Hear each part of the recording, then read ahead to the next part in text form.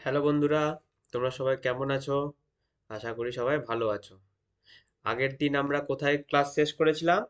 আগের দিন আমরা যোগের যে সংক্ষিপ্ত রূপ গুণ আর সেটা দিয়ে আর গুণ আর যোগ দিয়ে আমরা কিভাবে দৈনন্দিন জীবনে বাজারে যে সমস্ত হিসাব করি সে সমস্ত সম্পর্কে পড়েছিলাম। আজকে আমরা করব সমান ভাগে ভাগ করি। আজকে আমরা কি করব? সমান ভাগে ভাগ করি। তাহলে কি করব আজকে আমরা? মেন টপিক কি হবে আমাদের? ভাগ। ভাগের ইংরেজি কি বলো তো? ডিভিশন। ভাগের ইংরেজি কি? ডিভিশন। আচ্ছা, তো টপিকটা শুরু করার আগে আমি তোমাদেরকে একটা উদাহরণ দিই, ঠিক আছে? এখানে দেখ, আচ্ছা প্রথম অঙ্কটা করেই আমরা তাহলে প্রথম অঙ্কটা পড়ে পড়ে আমরা উদাহরণটা দিব। কি বলেছে আমরা দেখি। রানার বাড়িতে 3 বন্ধু বেড়াতে এসেছে। কয় বন্ধু বেড়াতে এসেছে? 3 বন্ধু। দেখো এখানে 3টা প্লেট আছে না? তো আমরা লিখে নেব, এটা হলো প্রথম বন্ধু, এটা হলো দ্বিতীয় বন্ধু, এটা হবে তৃতীয় বন্ধু। ঠিক আছে, হয়ে গেল তাহলে। এখানে 3 বন্ধুর 3টা প্লেট দিয়ে দিলাম। রানার দাদু 9টা সন্দেশ এনেছে। কটা এনেছে? 9টা। দেখো এখানে 9টা সন্দেশ আছে না? 1 2 3 4 5 6 7 8 9। 9টা সন্দেশ আছে। তাহলে রানার দাদু কটা সন্দেশ এনেছে? 9টা। তারপরে কি করেছে? রানা সন্দেশগুলো 3 বন্ধুর মধ্যে সমান ভাগে ভাগ করে দিল। রানা যে এই 9টা সন্দেশ, এই 9টা সন্দেশ যে তার যে 3টা বন্ধু, এই 3 বন্ধুর মধ্যে সমান ভাগে ভাগ করে দিল। তাহলে আমাদেরকে কি বের করতে হবে? রানা প্রত্যেককে কটি করে সন্দেশ দিল। আচ্ছা, আমরা তো ভাগ শিখেছি, কিন্তু ভাগের যে মেন কনসেপ্ট সেটা আজকে আমরা শিখবো। জানো, ভাগকে আরেকটা কি বলে? Repeated subtraction. কি বলে? Repeated subtraction. মানে কি? রিপিটেড মানে কি? বারংবার। বারংবার বিয়োগ। কি বলে? বারংবার বিয়োগ। আচ্ছা, এটা কেন বলে বলো তো? এটা নিয়ে আমরা এটা নিয়ে আমরা একটু ডিটেলসে জানবো, ঠিক আছে? যে এই ভাগকে রিপিটেড সাবট্রাকশন কেন বলে। তো এখানে আমরা রাখলাম এরকম ভাবে এটা। আমরা এখানে 9টা সন্দেশ আগে ইয়ে করে নিই। এটা একটা প্লেট যার মধ্যে 9টা সন্দেশ আছে। এই যে 9টা সন্দেশ হয়ে গেল। এবার আমরা 3 বন্ধু 3টা প্লেট, একটা প্লেট, দুটা প্লেট, 3টা প্লেট। আমাদের কাছে কটা সন্দেশ আছে? 9টা। রানা কি করলো? প্রথম বন্ধুকে ধরে নাও এক 3টা সন্দেশ দিল। এখানে আচ্ছা 3টা বাদ দাও, প্রথমে ধরে নিলাম রানা তো ভাগ জানে না। রানা কি করবে? প্রথমে একটা একটা করে সবাইকে দিবে। তাহলে আমরা ওরকম ভাবে এগাবো, ঠিক আছে? প্রথম বন্ধুকে একটা দিল, তাহলে কটা থাকলো? 8টা থাকলো। তো আমরা প্রথম বন্ধুকে একটা সন্দেশ দিয়ে দিই। এবার দ্বিতীয় বন্ধুকে আর একটা দিল, তাহলে রানার কাছে কটা থাকলো? 7টা সন্দেশ থাকলো। দ্বিতীয় বন্ধুকে একটা সন্দেশ দিয়ে দিই। তৃতীয় বন্ধুকে আর একটা সঙ্গে সন্দেশ দিল, কটা থাকলো? 7-এর সঙ্গে 1 বিয়োগ করলে কত হয়? 6 হয়। তাহলে আর একটা সন্দেশ তৃতীয় বন্ধুকে দিয়ে দিল। তারপরে কটা থাকলো? 6টা। 6টার থেকে আর একটা আবার 3জনকে 3টা দেওয়া হয়ে গেল। আবার তাহলে কাকে দিবে? তারপর আবার প্রথমকে দিবে। তাহলে প্রথমকে যদি আর একটা দেয় তাহলে কটা থাকবে? 5টা থাকলো। তাহলে প্রথম বন্ধুকে আর একটা দিয়ে দিল। তারপরে 5টা ছিল। তারপর আর একটা দ্বিতীয় বন্ধুকে দিয়ে দিল, কটা থাকলো? 4টা থাকলো। তো দ্বিতীয় বন্ধুকে আর একটা সন্দেশ দিয়ে দিই। তারপরে দ্বিতীয় বন্ধুকে 4টা দিল। তো 4টা থেকে আর একটা তৃতীয় বন্ধুকে দেবে, তো কটা থাকবে? 3টে থাকবে। তাহলে 3 নম্বর বন্ধুকে সে দুটা আর একটা করে দিয়ে দিল। দেখো সবার কাছে দুটা দুটা করে হয়ে গেল। আর কটা বেঁচে থাকলো? 3টে। তাহলে এবার আবার 3টে যে বেঁচে থাকলো সেটা থেকে একটা প্রথম বন্ধুকে দিয়ে দিল। কটা বেঁচে থাকবে? 2টা। চলো প্রথম বন্ধুকে আমরা আর একটা দিয়ে দিই। তারপরে দ্বিতীয় বন্ধুকে আর একটা দিয়ে দিল। কটা থাকলো? একটা। তার একটা দ্বিতীয় বন্ধুকে দিয়ে দিল। তাহলে আরেকটা কি হলো? আরেকটাই বেঁচে থাকলো। আর একটা সেল আর একটা বন্ধুকে দিয়ে দিল, তৃতীয় বন্ধুকে দিয়ে দিল। তাহলে তার কাছে কটা বেঁচে থাকলো? শূন্যটা। কটা বেঁচে থাকলো? শূন্যটা। তাহলে তৃতীয়, আচ্ছা এটা তো প্রথম বন্ধু, এটা দ্বিতীয় বন্ধু, এটা তৃতীয় বন্ধু। তাহলে প্রত্যেকে কটা করে সন্দেশ পেলো দেখো তো। টোটাল সন্দেশ ছিল 9টা। কটা থাকলো তো? একটা, দুটা, তিনটা। এটা 3টা সন্দেশ পেলো, দ্বিতীয় বন্ধুও 3টা সন্দেশ পেলো, তৃতীয় বন্ধুও 3টা সন্দেশ পেলো।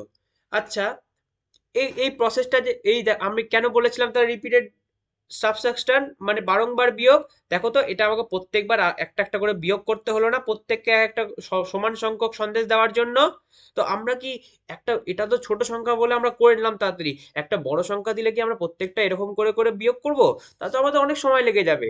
তাই এই সময় বাঁচানোর জন্য আমাদের কি করতে হবে? ভাগ করতে হবে। তাহলে ভাগকে কি বলা হয়? একটা বারংবার বিয়োগ। বারংবার বিয়োগ। আর ইংরেজিতে কি বলা হয়? Repeated subtraction. ঠিক আছে, ইংরেজিতে কি বলা হয়? Repeated subtraction. এটাকেই যদি আমরা একটু, এবার আমরা এটাকে ভাগের ভাষায় করব। তাহলে ভাগ, আমরা লিখে নিব ভাগ। তাহলে এটাকে আমরা কিভাবে প্রকাশ করি বলতো? ভাগের উপাদানগুলোকে আমরা জেনে নিব। ভাগের প্রথম উপাদান হবে হলো ভাজ্য। যেটাকে আমরা ভাগ করব। এটা কি? যেটাকে আমরা ভাগ করব। তারপরে কি হবে? ভাজক। ভাজক কোনটা? যেটা দিয়ে আমরা ভাগ করব। যেটা দিয়ে আমরা ভাগ করব। তারপরে কি থাকবে? ভাগফল। এই ভাজ ইয়ে ভাজক দিয়ে ভাজ্যকে ভাগ করার ফলে যে উত্তরটা বেরাবে সেটা হবে ভাগফল। আর একটা কি বেরাবে? ভাগশেষ। মানে ধরো, যদি এখানে একটা বেঁচে, এখানে 9টার বদলে 10টা থাকতো, তাহলে এখানে কটা বাকি থাকতো? আর একটা বেঁচে থাকতো না? ওই একটা কি আমি সমান সংখ্যায় কাউকে দিতে পারতাম? ওটা তো দিতে পারতাম না, একটা এক্সট্রা বেঁচে থাকতো। না, আমি প্রথম বিন্দুকে দিলে প্রথম বন্ধু 4টা পেয়ে গেল, দ্বিতীয় বন্ধু 3টা পেলো। তাহলে কেমন হয়ে যাচ্ছে না জিনিসটা? তার থেকে বলে সবাইকে সমান সংখ্যায় দেওয়া ভালো। তাই ওই এক যেটা বেঁচে থাকবে সবার লাস্টে, ওটা হবে ভাগশেষ। তাহলে এই ভাজ্য, ভাজক, ভাগফল আর ভাগশেষকে যখন আমরা অঙ্ক করব তখন কি করে বুঝবো? এরকম করে দেখো, আমরা ভাগ করব এখানে, এটা এখানে হবে ভাজ্য ফল, এখানে হবে ভাজক, আর যেটা রিমাইন্ডার বেরাবে সেটা হবে ভাগ শেষ। তাহলে বুঝে গেলাম আমরা, এটা হলো ভাগের উপাদানের, ভাগের উপাদান। ভাগের উপাদান কি কি তাহলে? ভাজ্য, ভাজক, ভাগফল, ভাগশেষ। ভাজ্য কোনটা? যেটাকে আমরা ভাগ করব। ভাজক কোনটা? যেটা দিয়ে আমরা ভাগ করব। ভাগফল হলো যেটা উত্তর বেরাবে সেটা হবে ভাগফল। আর ভাগশেষ হবে যেটা বেঁচে যাবে, নিচে যেটা বেঁচে যাবে সেটা হবে ভাগশেষ। ঠিক আছে, তাহলে আশা করি তোমরা এটা সবাই বুঝতে পারলে। তারপরে তাহলে আমরা অঙ্কে চলে যাব। দেখো, আমরা কিন্তু এখানে একটা অঙ্ক, এই অঙ্কটা আছে যেটা, সেটা কিন্তু আমরা বিয়োগের মতো করে করে দিলাম।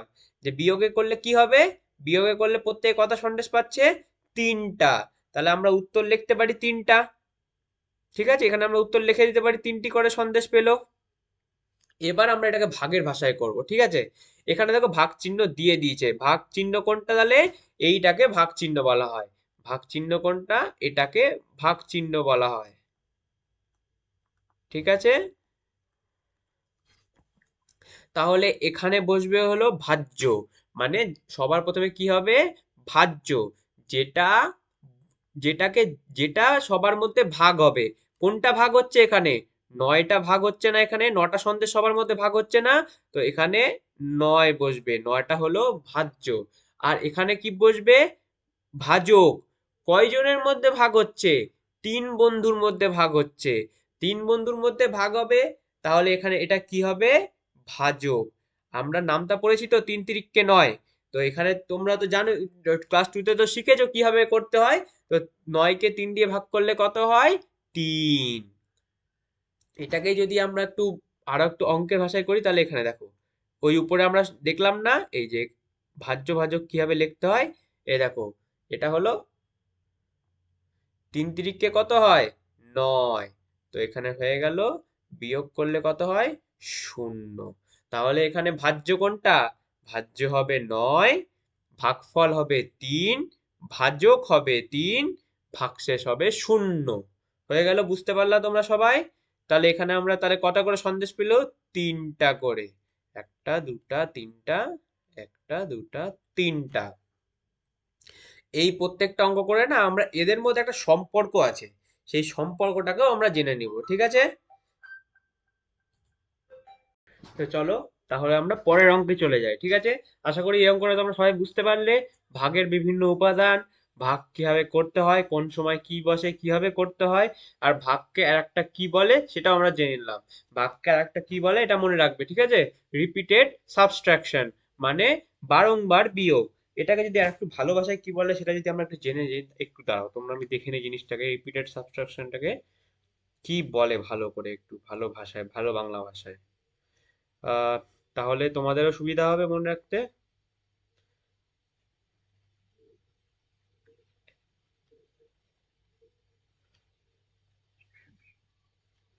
হ্যাঁ, বারংবার বিয়োগই আসছে, ঠিক আছে? ঠিকই বলেছি, কোনো অসুবিধা নেই। তো চলো আমরা পরের অঙ্কে চলে যাই।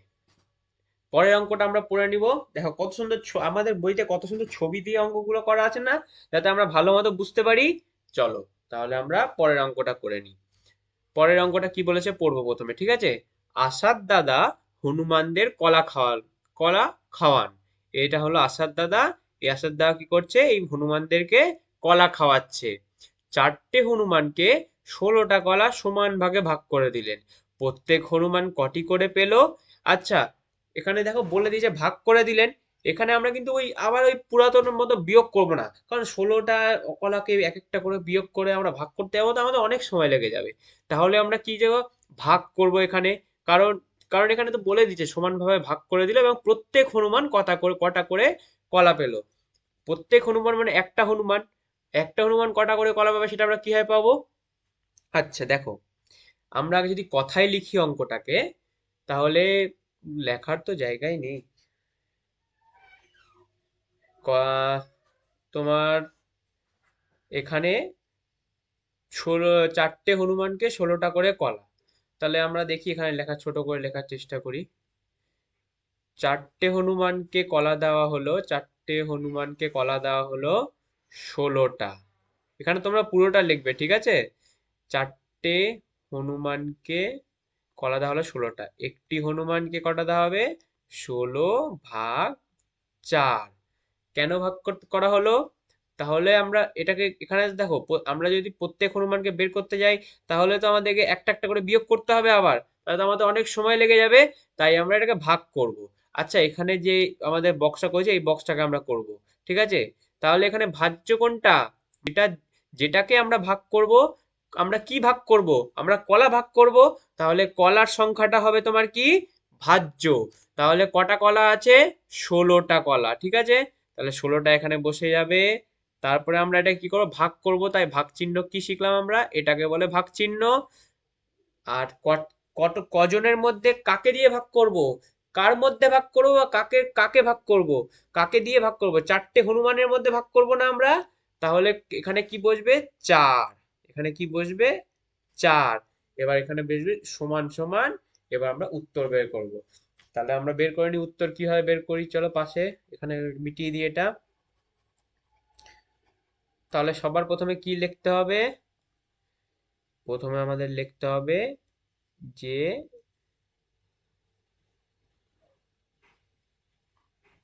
যে সংখ্যাটা আমরা যে সংখ্যাটাকে আমরা ভাগ করব, 16টা কলাকে আমরা ভাগ করব। 16টা সংখ্যা আমরা পেয়ে গেলাম। কজনের মধ্যে ভাগ করব? 4 জনের মধ্যে। আচ্ছা, এটাকে আমরা ভাগ করব। এটা একক, এটা দশক। আমরা না একদিন কেন আমরা গুণকে একক থেকে দশকের দিকে, মানে ডান দিক থেকে বাম দিকে, এবং কেন ভাগ আমরা বাম দিক থেকে ডান দিকে করব, এটাও আমরা একদিন অন্য ক্লাসে একটা জেনে নিব। আপাতত আমি যেরকম করে আমরা সব সময় যোগ ভাগ করি সেরকম ভাবে করে দিচ্ছি। পরে ওটা আমরা ভালো মতো বুঝবো, ঠিক আছে? আচ্ছা, 1 4-এর থেকে ছোট না বড়?